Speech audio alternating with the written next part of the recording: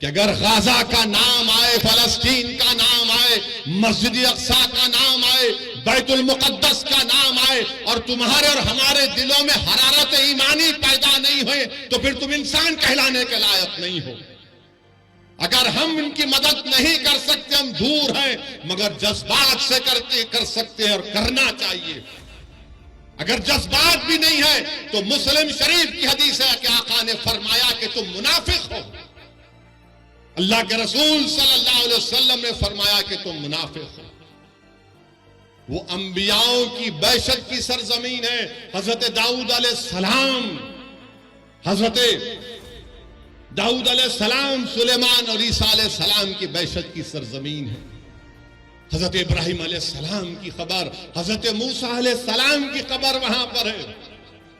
میرے عزیز دوستو اور بزرگوں، کعبۃ اللہ کو طوفان نوح کے بعد اللہ کے حکم پر حضرت ابراہیم علیہ السلام نے کعبۃ اللہ کو بنایا، اور 40 سال کے بعد اللہ کے حکم کے بعد مسجد اقصی کو حضرت سلیمان علیہ السلام نے بنایا۔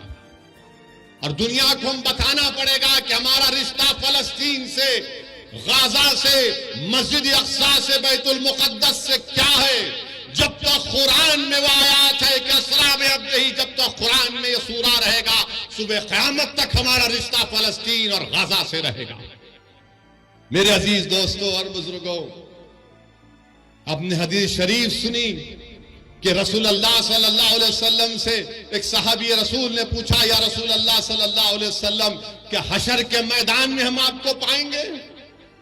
اللہ کے رسول صلی اللہ علیہ وسلم نے فرمایا کہ ہاں، تم مجھے حشر کے میدان میں پاؤ گے۔ کہاں ہوگا حشر کا میدان؟ اسی سرزمین پر حشر کا میدان ہوگا، اسی فلسطین پر حشر کا میدان ہوگا۔ پھر آقا سے پوچھا گیا صلی اللہ علیہ وسلم سے کہ دوسری جگہ کہاں پر ہم آپ کو پائیں گے؟ رسول اللہ صلی اللہ علیہ وسلم نے فرمایا کہ میں آب کوثر پر رہوں گا، میری امت پیاسی ہوگی، میں میری امت کی پیاس کو بجھاؤں گا۔ کہاں ہوگا حوض کوثر؟ اسی فلسطین سے لے کر مدینے تک احادیث میں آیا۔ علماء کرام بیٹھے ہیں، پوچھ لو آپ۔ میرے عزیز دوستو اور بزرگوں، یہ وہ مبارک سرزمین ہے کہ قرآن میں لفظ بارک نہ 5 مرتبہ آیا تو القدس ہے وہ۔ چاہے سورہ اسراء ہو، سورہ جتنے بھی 4-5 سوروں میں ذکر آیا، 5 جگہ پر لفظ بارکنا کا مطلب خود۔ اللہ کے رسول صلی اللہ علیہ وسلم نے فرمایا کہ بڑی خوب جگہ ہے یہ، بڑی خوب جگہ ہے۔ تو صحابہ نے پوچھا رسول اللہ علیہ وسلم کیوں؟ تو رسول اللہ صلی اللہ علیہ وسلم نے فرمایا کہ یہاں پر فرشتے اپنے پر بچھا کر بیٹھتے ہیں، یہاں پر فرشتے اپنے پر بچھا کر بیٹھتے ہیں۔ رسول اللہ صلی اللہ علیہ وسلم نے فرمایا کہ میزان لگے گا، یہ حساب کتاب کی جگہ ہے۔ میرے عزیز دوستو اور بزرگوں، امام احمد نے یہ حدیث شریف لکھی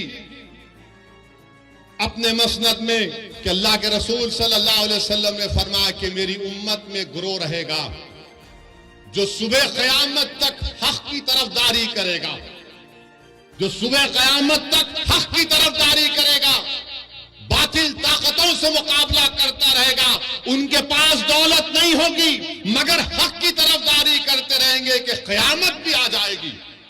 تو صحابہ اکرام نے پوچھا، یا رسول اللہ وہ کون سی جگہ ہوگی؟ تو آقا دو عالم صلی اللہ علیہ وسلم نے فرمایا القدس، القدس، القدس۔